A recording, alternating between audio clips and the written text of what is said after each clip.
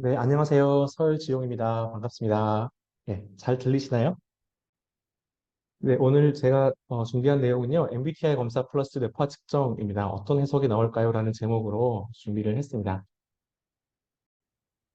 네, 오늘 발표할 순서는 첫 번째는 MBTI 검사, 두 번째는 뇌파 측정에 관련해서 이제 기초에 대한 말씀 드리고요.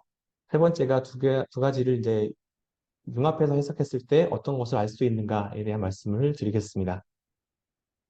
MBTI 검사는 많이들 알고 계시고, 제가 문제 제기할 부분은 뭐냐면, 자기보고식 검사의 한계에 대한 내용이에요. 그 검사를 받는 사람들이 이제 비자발적인 경우가 있어요. 제가 이제, 뇌과학을 공부하게 된 계기도 이제 비자발적인 내담자를 만나면서, 뭔가 좀 객관적으로 측정할 수 있는 도구가 좀 필요한 것 같다. 제가 ISTP 유형인데 헛수고하는 걸 되게 싫어하거든요. 그래서 한 번에 뭔가 알 수 있는 방법이 없을까 하다가 객관적인 측정 방식인 이 뇌파 측정 방식을 이제 알게 되고 교육을 받다가 이제 박사과정으로 가게 됐습니다. 네, 그리고 아이들 자체가 자기를 잘 모를 수도 있어요. 초등학생 저학년 같은 경우에는 내성적이어도 친구들이 다 외향적이면 자기도 외향적인 것처럼 크게 웃으려고 노력하고 친구들 많이 만나서 놀려고 하고 이런 경향이 생기게 되고요. 네, 이제 뇌파에 대한 말씀을 드려볼게요. 뇌파는요, 직선으로 쭉 가지 않고 곡선으로 이렇게 흐르게 돼요. 그래서 곡선으로 흐르는데, 여기 초당 주기, 네. 여기에서부터 여기까지가 1초라고 봤을 때, 1초 동안에 몇 번 진동하는가? 한 번, 두 번, 세 번, 네 번 진동을 하면은 4Hz가 되는 거예요. 이렇게 쭉 흘러서 16번 진동을 하면은 16Hz가 되는 거예요. 그러니까 느린 뇌파가 어떻고, 빠른 뇌파가 어떻고 분류를 할 수 있고, 이거를 이제 잠자는 사람들의 뇌파를 측정해 봤더니 느린 뇌파가 나오는 거예요. 1초에 3번, 4번, 7번 이 정도 수준의 뇌파가 나오는 거예요.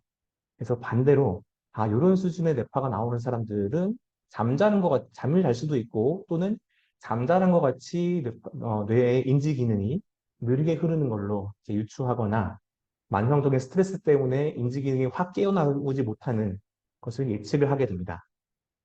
그리고 반대로 너무 빠른 뇌파들, 예를 들어서 여기에 한 사람이 있고 여기 한 사람이 있어서 이렇게 줄넘기줄을 잡고서 이렇게 빠르게 지글지글한 뇌파를 만들어내려고 하면은 굉장히 빠른 속도로 이걸 흔들어야 될 거예요. 그래서 21Hz, 한 18Hz가 넘어가는 뇌파가 나오는 사람들에게서는 굉장히 각성의 수준이 높은, 예를 들면 이름을 쓰세요 그랬는데 볼펜 잡고서 땅땅땅 쓰는 게 아니라 무슨 소화기를 들고서 이름을 쓰는 것처럼 작은 일에도 과흥분을 해서 그 일을 처리하게 되는, 에너지 발산이 많고 소모가 많고 오후 3, 4시 정도가 되면 기력을 다 써가지고 저녁에 회의할 때는 힘을 발휘하지 못하는 그런 사람처럼 되는 거예요. 그래서 잠자는 거 빼고 흥분한 거 빼고 가운데 있는 요 세 개를 가지고 성격 경향을 얘기를 하게 됩니다. 그래서 뇌파 측정하는 방법은 이렇습니다. 왼쪽에 있는 게 뉴로하몬이라고 하는 뇌파 측정 장치이고요. 오른쪽에 이제 제가 그걸 착용한 모습입니다. 네. 그리고 이제 뇌파를 측정할 때는요, 왼쪽 뇌, 오른쪽 뇌 두 포인트로 측정을 하고 1초에 한 칸씩 측정을 하게 되어 있어요. 이런 식으로요. 네. 좌뇌, 우뇌 측정이 되고 있습니다. 그렇게 해서 나오는 결과가 이렇게 됩니다. 왼쪽에 있는 뇌파 하나, 오른쪽에 있는 우뇌 뇌파 하나 이렇게 되고요. 휴식 뇌파 1분, 주의력 뇌파 1분, 집중력 뇌파 1분, 각각 1분씩 총 3분의 뇌 기능을 이제 측정을 하게 되는 거죠. 그리고 이제 뇌파랑 MBTI를 이제 연결해서 말씀드리는 부분인데요. 이제 하이라이트가 여기입니다. 자기보고식 MBTI 검사는 사실 주관적인 자기평가예요. 네, 그래서 이제 MBTI를 할 때 뭔가 뭐 추가적으로 도움이 될 만한, 좀 더 명확하게 볼 수 있을 만한 다른 개입이 필요하다는 생각이 좀 들더라고요. 저는 그것을 이제 뇌파 검사로 넣고 싶은 거죠. 그래서 체중계에 올라갔을 때 나오는 숫자 같은 느낌으로 뇌파 검사를 했을 때 그 두 개의 분표가 어떻게 달라지는가를 좀 보는 거예요. 그 왼쪽에 있는 게 MBTI 검사 결과의 그 예시이고요. 오른쪽에 있는 게 아까 보여드렸던 그 뇌파 측정 2분 검사, 3분 검사 했을 때 그 5분짜리 검사에 대한 내용을 이제 곁들여서 같이 해석을 하는 거예요. MBTI 결과들이 이렇게 나오고 여기에다가 전 뇌파 양상, 뇌파의 분포를 넣고 싶은 거예요. TF에 대해서는 이 사람은 이제 MBTI 결과에서는 F 성향 11점으로 이제 선호도가 나왔는데 뇌파 양상에서는 이제 T 집단에서 많이 나타나는 뇌파 양상이 나왔어요. JP는 똑같이 비슷하게 나왔고요.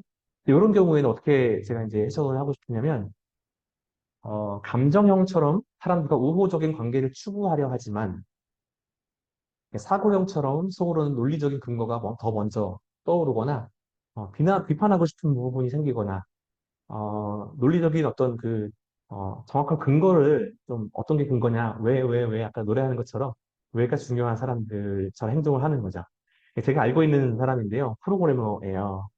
프로그래머인데, 이제, 어, F 성향인 걸로 저는 그 사람을 이제 알고 있어요. 알고 있는데, 프로그래머로 같이 이제 스타트업에서 일을 하다 보니까 F 성향의 얘기로 회의를 할 수가 없더래요. 자기가 자기를 막 내면을 봤을 때 좀 더 이론적이고 이성적이고 논리적이고 합리적이고 근거가 있는 얘기를 해야지만 그 다음 논리 펼쳐서 그 다음 회의를 할 수 있는 그게 많이 되더라. 그래서 회사에서는 F 성향의 기질을 많이 발휘를 안 하려고 하고 하게 되면 약간 속살을 보이는 것 같은 느낌이 들어서 다 감추려고 하게 되더라. 라고 말을 하면서 이제 반대로 이렇게 나오는 경우가 있었습니다. 그렇게 얘기를 하더라고요. 그런데 제가 이제 또 통계를 추가적으로 돌려봤더니만 그렇게 MBTI 결과와 그 뇌파 분포가 반대로 나오는 사람들의 경우에는 이게 똑같이 나오는 사람들보다 스트레스 양상이 50점을 기준으로 해서 스트레스 양상이 더 높게 나오는 걸로 나타나더라고요. 그래서 그냥 재밌게 얘기하기로는 이제 생긴 대로 살아야 스트레스가 없는데 뭔가 많이 노력을 하면서 살기 때문에 스트레스를 더 많이 받게 되는 것이 아닌가 그런 생각이 좀 들었습니다. 그래서 저는 이제 이것을 이제 시스템으로 구현을 해서 지금 웹사이트를 하나 만들었는데요. 어떻게 나와 있냐면, 이렇게 해서 이제 MBTI 그 유형을 쓰고 아래 그 점수를 입력을 하는 거예요. 그 2분 검사, 네퍼 검사 파일 집어넣고 3분 검사 파일 집어넣은 다음에 이제 분석을 진행하면 결과표가 나올 수 있도록 하는 것을 만들었거든요. 한번 보여드리겠습니다. 네. 예를 들어서 iOS 이렇게 하고 예를 들어서 4점, 점, 네, 점. 뭐 예를 들어서 써보겠습니다. 그리고 여기에다가 2분 검사 파일을 하나 떨어뜨리고 3분 검사 파일을 하나 떨어뜨려서 보고 분석을 진행을 하잖아요. 분석 성공한 다음에 결과표가 나오게 돼요. 이런 식으로. 그래서 이렇게 해서 외양 내양에 대해서는 아직은 이제 적용을 하지 않아 놓았고요. 그 S와 N, 뭐 T와 F, 뭐 J와 P 이렇게 해서 이렇게 반대되는 것들에 이렇게 별표로 표시를 해서 요 부분들이 반대로 나왔다는 것을 통해서 해석을 할 수 있어요. 그 해석하는 내용 한번 말씀을 드려볼게요. 네. 어, 예를 들어서, 3분 남았군요. 네, 외양량을 빼고 MBTI 결과에서는 S가 나왔는데 뇌파 분포에서는 N 성향 사람들에게서 많이 나오는 뇌파 양상으로 분포로 나왔다 하는 경우에는 MBTI 결과가 감각형으로 나왔지만 현재 뇌 기능은 직관형처럼 발현이 되고 있다 이렇게 해석을 하고요. 뭐 예를 들어 반대로 MBTI 결과가 F가 나왔는데 뇌파 분포에서는 T 성향 사람들에게서 많이 나오는 뇌파가 나왔다. 그럼 MBTI 결과는 감정형으로 나왔지만 현재 뇌 기능은 사고형처럼 발현이 되고 있다. 이렇게 얘기를 할 수 있습니다. 그래서 최적 유형일, 만약에 이제 MBTI 결과가 최적 유형일 때, 이 최적 유형 상담을 잘 한 다음에 이게 진짜 그 사람의 뇌파다라고 전문가와 이제 내담자가 이제 얘기를 하는 것을 통해서 확신을 했을 때, 근데 뇌파에서는 반대로 나왔어요. 근데 이 성향이 편하고, 네, 그렇게 자기의 성향을 알고 있는 상태인데도 뇌파에서는 뇌향형처럼 나왔다. 그럼 위축된 뇌향형 이렇게 얘기할 수 있고, 뭐 MBTI 결과가 S가 나왔는데 뇌파 분포가 N이 나왔다. 그 의미를 추구하는 감각형. 네, 이 경우에는 어떤 해석이 가능하냐면요.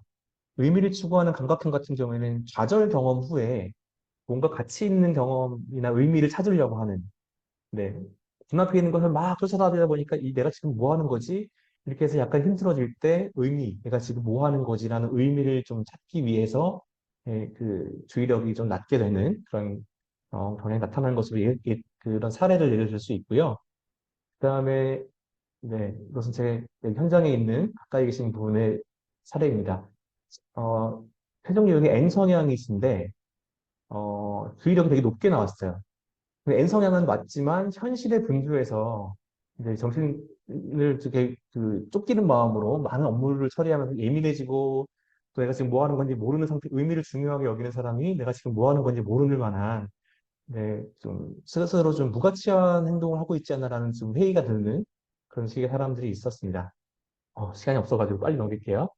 만약에 가유형이라면, 이제 이게 가유형이라면 반대로 이제 뇌파 분포의 이 내용을 오히려 더 신뢰할 수 있는 부분이 생길 수도 있어요. 외향형으로 보이고 싶은 내향형인지 탐색하는 그 질문들을 해볼 수 있습니다.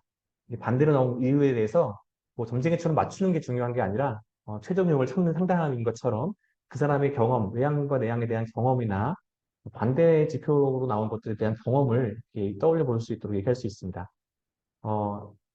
어, 최종 유형이 N 성향인데 뇌파 분포에서 S가 나왔어요.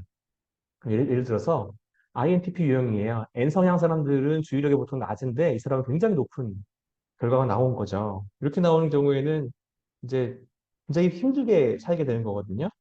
그래서 회사원인데 이제 기획안을 작성을 하면서 굉장히 꼼꼼한 숫자들을 다뤄야 하는 어쩔 수 없이 다뤄야 하는 상황인데 그래서 정반대의 기질을 발휘하고 있기 때문에 여기 보시면 037 잠자는 뇌파가 스트레스가 굉장히 많이 나타난 걸로 나타났습니다. 이런 경우가 있고요. 그리고 이제 가유형일 때 MBTI 결과가 F로 나왔지만 이제 T 성향의 사람들에게 나오는 뇌파 분포가 나왔어요. 감정형으로 보이고 싶은 사고형인지 탐색할 수 있어요. 그래서 ISFJ로 나왔지만 상담을 통해서 T형인 걸로 얘기를 했었거든요. 네. 이거 끝날 시간이네요. 네. 30초 남았습니다. 그래서 이제 제가 알고 있는 이분은 기독교인이고 선교단체 사무실에서 근무를 하시는 분이에요. 그래서 해석 상담을 통해서 T인 것 같다. 사람들을 잘 대하기 위해서 F인 것이 좋고 선망의 대상이고 그런 문화나 분위기가 있어가지고 좀 이렇게 노력을 하는 것이 있었던 것 같다라고 얘기를 했었고요. 이걸 꼭 보여드리고 싶어요. 예, T 성향인 사람이야, ENFP인 사람인데 J처럼 집중력이 높게 나왔어요. 박사 논문을 쓰고 있었거든요. 그래서 집중력이 굉장히 높게 나오고 휴식과 비교해서도 자기를 좀 과학적으로 네, 좀 사용하고 있는